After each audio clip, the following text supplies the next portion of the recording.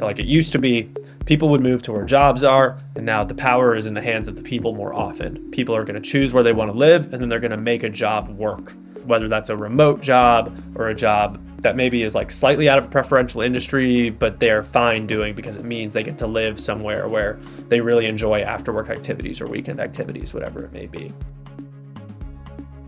That's the voice of Ross Berlin, senior consultant at Fourth Economy, here today with fascinating insights on the great outdoors as an economic driver. Whether you love to get outside yourself or prefer the great indoors, you're sure to learn something about how to maximize your area's outdoor amenities and maybe even get some ideas for your next trip. Welcome back to Inside America's Best Cities. I'm Amanda Ellis of Livability Media, your partner for telling your community's stories, attracting talent, and getting your place in front of the right people. At Livability, we highlight the nation's most vibrant, small and mid-sized cities to relocating talent and business decision makers so they can glean the insights they need. And with that, let's jump in. Welcome, Ross, to Inside America's Best Cities. Super excited to have you. Thanks for having me. Happy to be here. Happy we made it work. Yes, joining us, of course, from Fourth Economy to share about a topic that sounds like your team has really developed a lot of expertise on, which is outdoor recreation, outdoor tourism, how those things can really be a driver for local economies. Can you start off by just talking about why do you view this as an important topic in economic development? Kind of how did that come about? I feel like it has been kind of a buzz in the last maybe decade or so. We would like to think so. Makes us feel nice and important. I guess for starters, thanks so much again for having me. I'm Ross Berlin. I'm a senior consultant at Fourth Economy, live in Atlanta, big outdoor enthusiast. I'm outdoors every weekend doing some sort of recreating, which is a word you will hear me use a lot. Maybe it's not normal English, but it's something that in our consulting firm is said very frequently in the context of outdoor recreation. Quick blurb on Fourth Economy. 15 plus years in the economic development consulting space. We have people all over the country. I help to manage a lot of our work in the Southeast, but also end up on a lot of our industry specific plans. So outdoor economy, AI, blue economy, all sorts of things. That's a bit on my background and kind of back to the question, why is this important to talk about? I think I'll start with the data, and I went straight to the source, the Federal Bureau of Economic Analysis, who does every year polls on outdoor recreation data. It's called the Outdoor Recreation Satellite Account, or ORSA. So they quantify that outdoor recreation as an economy is about 2.5% of total US GDP.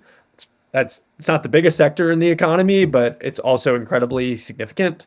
That's about 650 billion in annual economic impact. That's a massive figure. That's widespread across the country. They also provide a really interesting bullet point, which is that in terms of state GDP, outdoor recreation goes as high as about 6.5% of one state's GDP. That state's Hawaii. So think about it. You go to Hawaii, you go outside. Colorado is also really high. California is really high. Utah. And it accounts for at least 1.5% of every single state's GDP. So it's incredibly consistent, really high performing in some places. You'll notice a theme in this conversation, like outdoor recreation isn't built the same everywhere. Not everywhere has the Rocky Mountains or Yellowstone or Waikiki Beach or other sorts of things like that. A couple other just tidbits up front on why is this an important topic. Outdoor recreation development and building out that industry, it's very much linked to like quality of place and amenitization and the sort of things that our firm likes to talk about as like the modern economic development equation. It's not as much of a site selection or business attraction exercise, but at the same time, it makes your place more attractive for workers and for businesses that want to follow those workers and be where attractive pools of workers are. It's why you see cities like Bozeman grow really fast and become, really high value real estate really quickly, because they have that access and they can be a place where tech manufacturing exists while it was formerly, sort of a small post-industrial town. Right. I love those percentages you gave. That was really fascinating. You said 2.5% isn't that high, but it's more than I would have thought quantified that way. It's certainly more than like the profession of economic development. Right. If we're going to call yeah, exactly. It's like it isn't manufacturing, but it's also like it's a major industry and it's employing a ton of people. And I think another stat that I really like, I happenstance across this last night while I was scrolling through Twitter, or X, I guess they call it nowadays, that I looked at the biggest tourist attraction in each of the 50 states. It was a map and it had the attraction, and over half of them are outdoor attractions. Yes, I think I saw that. And you're right, a lot of them were like state parks, national We're in parks. the same spaces. Yeah. So, like, I'm in Atlanta, and Georgia's largest attraction is Stone Mountain. That's an outdoor recreation asset. Many of them are national parks. Many of them are other things that are going on outside. You have a few that are mainly inside, like the Vegas Strip or the Mall of America. But I thought it was fascinating. Though, like, probably 60% of them were outdoor recreation spaces. Right. Can you talk definitions a little bit? So we talk about the words outdoor economy, the words outdoor recreation, but that terminology is more than just like trails and kayaking. We're also talking about industry and jobs. So can you talk definitions, how you think about that wording? Yeah, you've touched on a really important nomenclature thing, which we care a lot about. We write reports, we're running analysis, so what we're describing matters a lot. So I will use words like outdoor recreation economy, outdoor industry interchangeably. They're meant to describe the same thing. So, like I said, the Bureau of Economic Analysis for the federal government, they have a definition that they use when they run the analysis I just told you about. That definition is bound by NAICS codes, North American Industry Classification System. If you're an economic developer or you're listening to this and you don't know what NAICS is, look it up right now because it's going to help you, make better, more informed decisions about all of your industry work in every single industry you touch.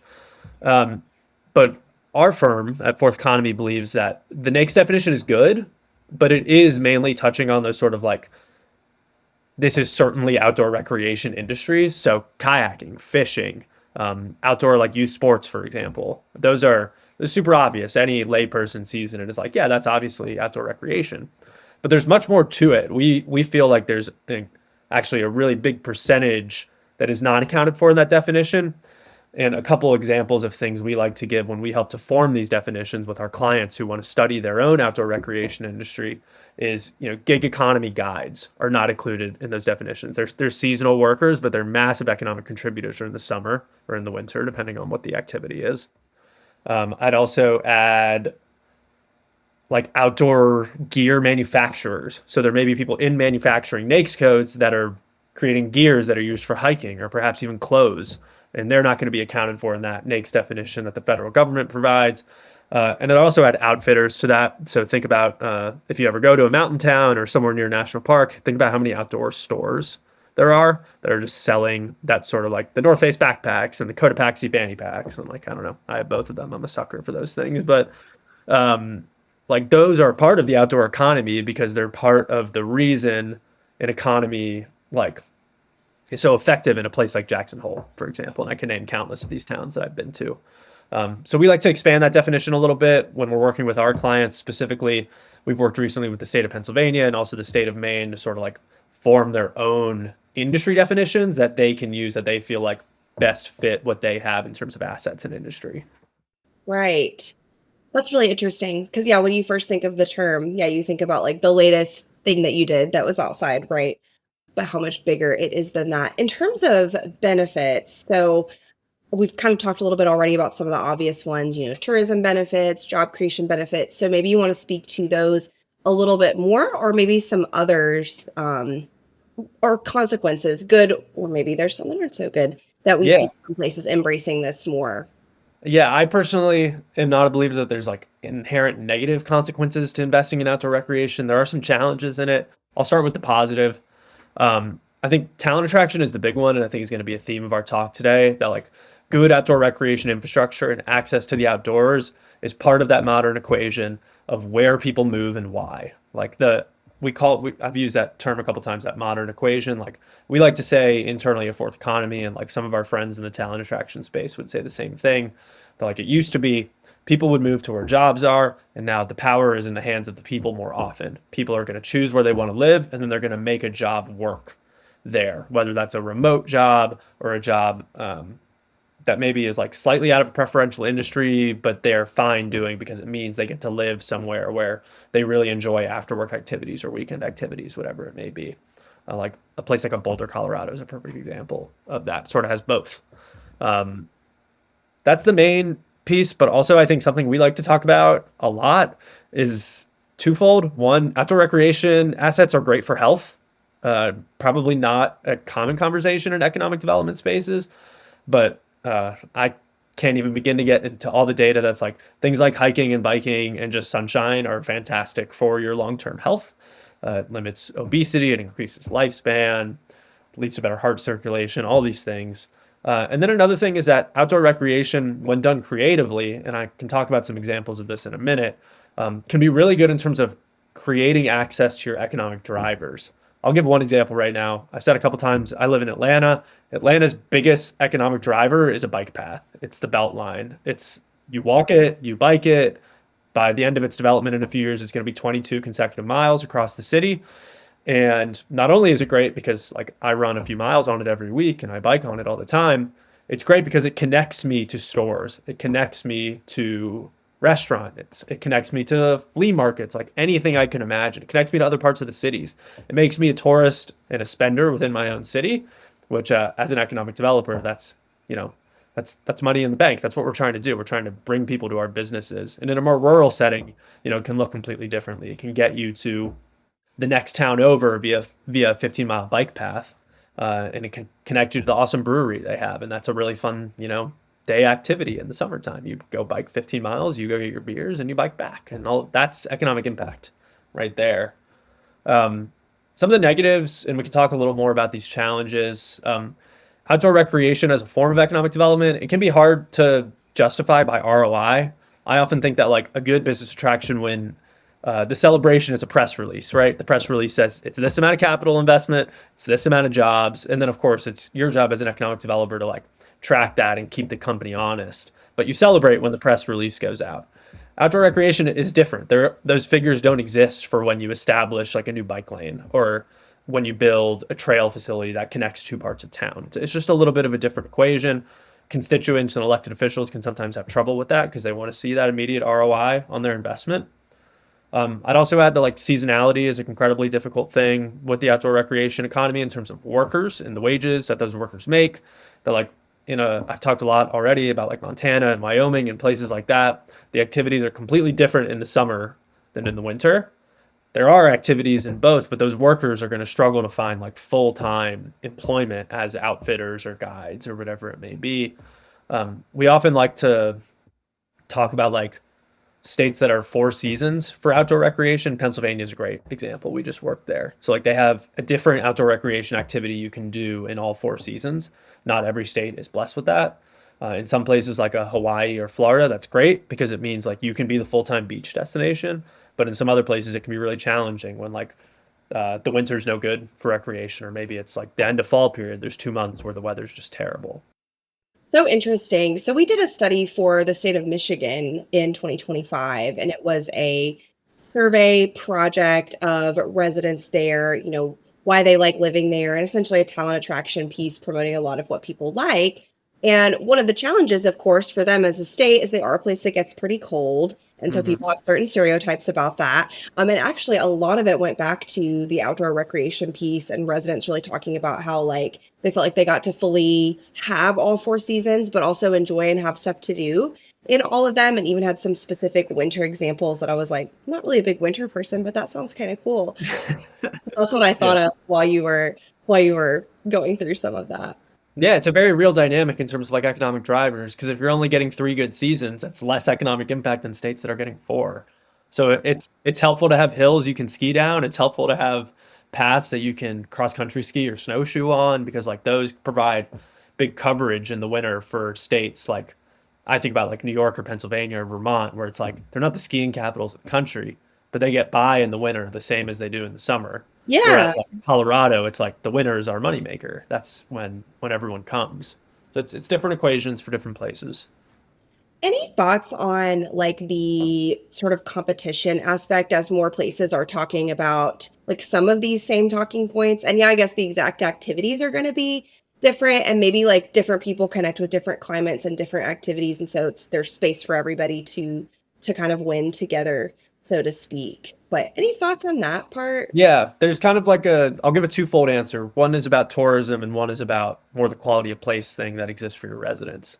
The tourism piece, like I kicked off saying, like not everywhere can have like the best mountains. Not everywhere can have a beach. That's just not how geography works. Unfortunately. But you can still create intentional amenities and intentional investments that when people are in town, they do use. I already gave that Beltline example. I'll give another example. Sort of already talked about it a little bit, but like I had this awesome conversation on this sort of like one-off circumstance one time with people at the Des Moines, Iowa MPO, their Metropolitan Planning Organization. And they had this big presentation about how they had built this whole regional bike system, like hundreds of miles of trails across all of Des Moines. And part of how they rationalized the investment is that it connected all these small town main streets and made it so people would visit them in a way that they never would have by car. Like people would never have left the urban core of Des Moines and gone to the small town 20 miles away if there weren't like bike infrastructure to do that. And it led to all this new business and new businesses being created and the revitalization of like these suburban main streets. And obviously that's amazing for tourism. And that connects me to my second point, which is that it becomes amazing for residents. And it's these sort of like really intentional, multifaceted investments where like residents on a, like daily, weekly, monthly basis, whatever it may be, are able to get outside and they live in now a better place in terms of being able to get outside and enjoy the outdoors, have those positive outcomes, because of placemaking, for lack of a better way of saying it, in my opinion. I mean, Both groups get to enjoy it. Whereas there's this push and pull between like, all we care about is attracting new people. What about the people that are already here? And it's a great example. Like everybody wins. It hits both sides. And like places like Flagstaff, Arizona, or like Moab, Utah. I feel like I just keep name dropping like like these gateway, the same one yet. So these gateway outdoor places, many of which I've been to and I've been lucky to enjoy. Like those are pretty touristy places, right? They're touristy because they're right next to a national park, or they're like world renowned for ATVing or hiking or whatever it may be.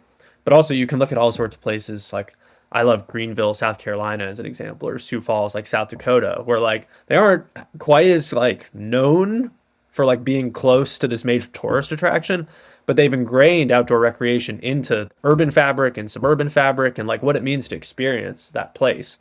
And that is interesting for tourists when they go. And it's also great for residents who live there, and it's a form of talent attraction. So it sort of has both. Right. I guess you can't always control proximity of things, right? It's been really interesting listening to you because I mentioned I'm based in Chattanooga, which has done a lot of promoting of our outdoor activities. I don't know if you've gotten to do any there. Some. And I also formerly worked for the chamber, so it was a big, thing that we were promoting and communicating about. And I know one of our big selling points was that a lot of it is very close to our downtown. So even if you work downtown, you can be hiking, in 15 minutes. So even on like a work day, you could be out. So, and again, what we're saying, like leaning into your strengths, every place might not be able to have that as much, but they have something else. Yeah. I've been doing this cool project. I won't name the client for their sensitivity, but right now, like literally the past 2 weeks, I've spent a lot of time diving deep into some of the most successful talent attraction campaigns of different cities all over the country. So I've studied about 10 or 15 of them, like super in depth. So I guess it was good timing for this. But I was shocked by how many include outdoor recreation directly in there alongside, we have great schools, we have good social services, we have these awesome neighborhoods and restaurants and events, and then also outdoor recreation. For some, it's like the main talking point. I was just looking at one, I think it was in Traverse City, Michigan. That's like number one selling point. Or like Wilmington, North Carolina, that's a number one selling point. Jacksonville, Florida is another one I was just looking at. So hopefully folks will get a chance to see the outputs of some of that project in the next year or so coming out. But it's been very interesting of like, every region has a different thing to sell, but like outdoor recreation sort of unanimously sells regardless of what you have in tourism materials and in economic development materials too. When you're like leading a site visit for a big company, like you're probably, unless your outdoor recreation is truly non-existent, which every place has at least parks or some open space or something, like it's always going to be part of that conversation. Yeah, it's so true because at Livability, content marketing is really the heart of what we do for communities with that talent attraction slant. And you're right, every single client that's playing into it. And also from a visual standpoint, like if we're shooting photography, like it's going to be some of the most compelling visuals of a place too.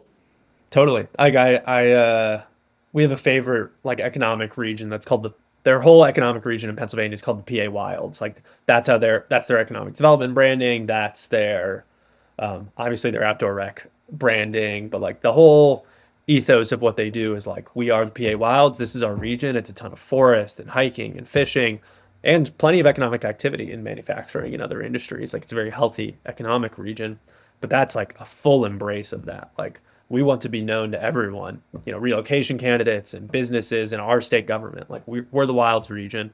I think Asheville, North Carolina, like that region is similar in North Carolina too. Like that's what we're known for. It doesn't hinder us in terms of commercial activity. It actually helps us.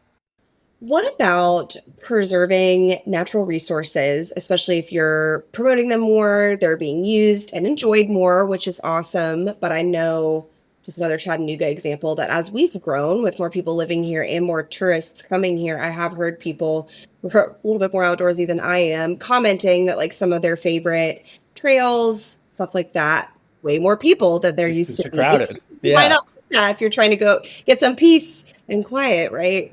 Yeah, that this is a what we call a champagne problem in our space, but it is a very real problem. Like selfishly, as someone who likes to recreate, I don't want the trail to be too crowded. I'm like, Right. I'm like, gosh, I found the spot everyone goes to. I'm not cool enough to find, the real, the back roads or whatever it may be. Um, there's a really interesting publication on this. Anyone who's listening to this, I recommend you read it. It's called The Amenity Trap. I believe Headwaters Economics out of Bozeman published it. Who's they're friendly with our firm. And the amenity trap, the whole point is like you can be too good at outdoor recreation and the amenities that come with it because it can cause like housing shortages when housing prices skyrocket and suddenly they're only accessible to like wealthier individuals. Bozeman and Jackson Hole are perfect examples of that. It's super expensive to live there and it prices out the workforce. There's also the fact of like you're right that overcrowded outdoor recreation can just lead people to go elsewhere. Like a lot of the ski mountains have that issue, and their answer has been privatizing it and making it really expensive, which in my opinion, like isn't super awesome, but I understand the business model of like Epic and those sorts of companies. We have a client on the East Coast that has this really interesting predicament right now. They're along the water. They have a state park along the water. It's a massive economic driver, specifically for boating, because it has a boat launch. A couple hundred boats can launch every day. The issue is that in the summer, every single Friday, Saturday, and Sunday, you can't get in after 9:30 a.m. because all those boat launch parking spots and slips they're packed. There's no more space for boats to go off. And, they're happy that it's that crowded in the summer, but also they're like, those people are just going to the state park above us and below us, which are not in our county, once they can't get into ours. Or maybe they're just foregoing ours altogether because they're saying it's too crowded. And they've created this system where it's like, we're losing literal spending in terms of you pay an admission fee to go into that park. And then also, you buy food at the convenience store on the way in so you can have food on your boat. Maybe you get dinner afterwards. Like every day, they're losing thousands, if not hundreds of thousands of dollars in sales during that peak period in the summer. And it's a champagne problem in the sense that like our state park is full. Do you know how many state parks wish they could be full? But also it's a tough problem because like you can easily quantify that missed economic impact on a daily basis. And when you stretch it out over the course of the year, it's millions of dollars. So we're trying to work with them to figure out like, how can you better assess those customers, those entrants into that park that aren't getting into the park and figure out like what's other things they can do in the county that are going to scratch their itches on the day that they can't get into the park. So maybe it is more public launch boat space. Maybe it's a completely different activity. Like we're in the process of figuring that out. It's a fun project. I'm really enjoying it, but it's hard to know, especially in a community where you may not have, the funds or momentum to plan for that sort of thing. Right. Or actual room. Like, what if there isn't any more? Yeah, there's no room, maybe that it just is what it is. These are tough conversations you sometimes have to have with our clients. I don't think the client I'm talking about will get to that. I do think there is opportunity and like they'll be able to work out new assets that help to capture some of that activity. But, the theme of this call so far, there's only so much space. There's only geography is what it is. You can't change it that Yeah, much. you can't change that. Yeah. You can pave bike lanes, but like you can't. And I guess in my state, in Georgia, they made lakes for hydropower, 80 years ago, 100 years ago. But you can't just create lakes out of thin air for people to recreate on. Right. Right? It's just not how it works. Right. How do equity and inclusion fit into this discussion? It sounds like this is something you've spoken to as part of your work on this, and I'd be curious to hear more about it. Yeah. A lot of enjoying the outdoors is free a lot of the time, I think, which would seem to equalize some, but maybe it's not that simple. Yeah, I would say two of the statewide projects we've done recently in Maine and Pennsylvania, the clients had a really acute focus on this, which we really appreciated. It's one of our firm's main values to think about maybe economic issues in equitable and inclusive ways that, for lack of a better way of saying it, our competition might not, just for whatever reason. We really like to embody that values, and we love when our clients do. It leads to really good synergy. And I think that something we've had a lot of conversations about is like, at a base level, outdoor recreation is pretty equitable because it's about the preservation of open space for use. It's like the whole ethos of outdoor recreation in the industry is access, right? It's like get people outdoors, create access to the outdoors. So like at face value, you're like, good. This is equitable, this is inclusive, but of course it's more nuanced than that. And I'll give two main thoughts. The first is like access is incredibly different for people based on physical proximity, based on income levels, based off what's going on in the household, because like outdoor recreation is sort of a in excess activity. You do it because, you have nothing better to do for the weekend. Like if you're in a lower income situation, outdoor recreation may not be at the top of the to-do list. So it is sort of like ends up being a more of a middle to upper class activity to go hiking or to go fishing, in ways that it isn't for sustenance, at least. And I think we found that like ingraining outdoor access into specifically youth experiences, so I think school field trips and summer camps, is a really great way to like show kids from all demographics and all backgrounds and all income levels that like, hey, this is really important. This is a space where you can feel safe and get outside and use your body, which is a perfect segue into the second thing, which is, of course, the nature of people's individual disabilities and capabilities, is directly tied to what they can do outside and what sort of recreation they can do, which is why I would always say that like if your community is solely investing in one sort of outdoor recreation, that's inherently like a lack of equity in how you're thinking about it. It's great to invest in trails when you need more trails. It's great to invest in bike lanes when you need bike lanes. Like I believe in those things, but the reality is the best communities and the best regions and states are going to have diverse activities and multifaceted activities in terms of how they can be accessed. So I like to think about, you know, bike lanes or swimming pools that are handicap friendly as an example, or also other facilities that are maybe meant solely for youth or for adults in terms of the types of activities that are occurring there, like I talked about in Park City a few minutes ago. So like that diversity of activity will lead to the best success. And I think there's a direct argument that like the more people you get outside, the more economic impact those assets have. As economic developers, you're trying to create economic activity and impact. So it's sort of in your best interest to make sure you have different types of activities that are accessible to different types of people, because it's going to lead to the highest volume of people getting outside. True, true, true. Well, anything else you'd like to add that we haven't covered that you feel like is important? I think we've talked about outdoor rec from a lot of angles. It's very important infrastructure. It's key to placemaking. It's a core aspect of the domestic economy, state economies, regional, local. They're frequently used assets, and when done right, it's a fantastic thing for community morale to see people out on the bike lanes or to see people on the walking path or to look at people, walking into town or using the pool. Like it's a really important form of sort of community fabric and health and culture. Um, I think that Fourth Economy as a firm, we're people who like to answer complex questions and tricky questions. And it often is a tricky question to think about outdoor recreation in your community. Like, what do we want to be known for? How are we going to market ourselves externally to talent and businesses? What are we going to do to activate the park that no one seems to want to use on a daily basis or, outside of working hours? What's the economic impact of our trails or our bike lanes or our shoreline, whatever it may be? Like that's going to be individual to your community. But what I would say to you, the listener, is that if you're someone who's taken in what I've had to say and been like, I want to have a conversation about what that looks like in my community or my region or my state, give me a call. Let's talk. We'll come visit. We'll go outside. It'll be a good time. We'll figure out what it looks like to right size this for you, or at least to give you a framework for thinking about advocating for this within your own geography. So always excited about those conversations and certainly open to them.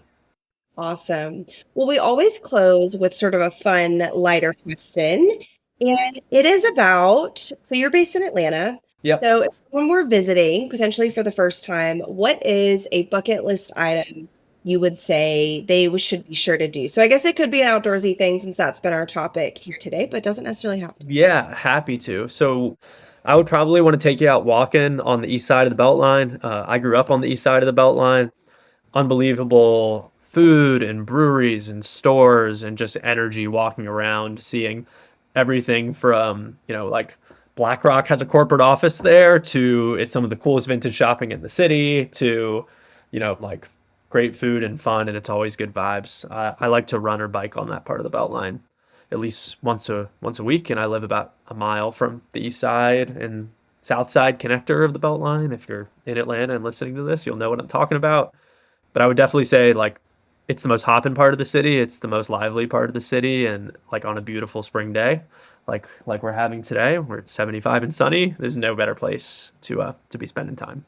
I know it's such a tease for spring right now. We're having that too. Yeah. We'll see. We'll see if it lasts. I'm ready. Well, thank you so much, Ross. This was one of my favorite interviews we've had in a little while, and I think everyone will get a lot out of it.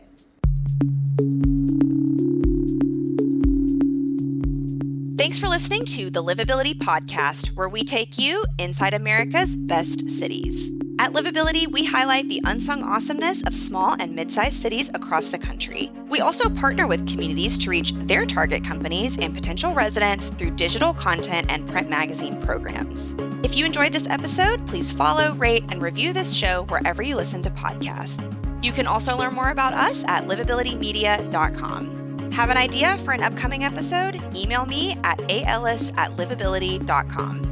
Until next time, from Livability, I'm Amanda Ellis, sharing the stories of America's most promising places.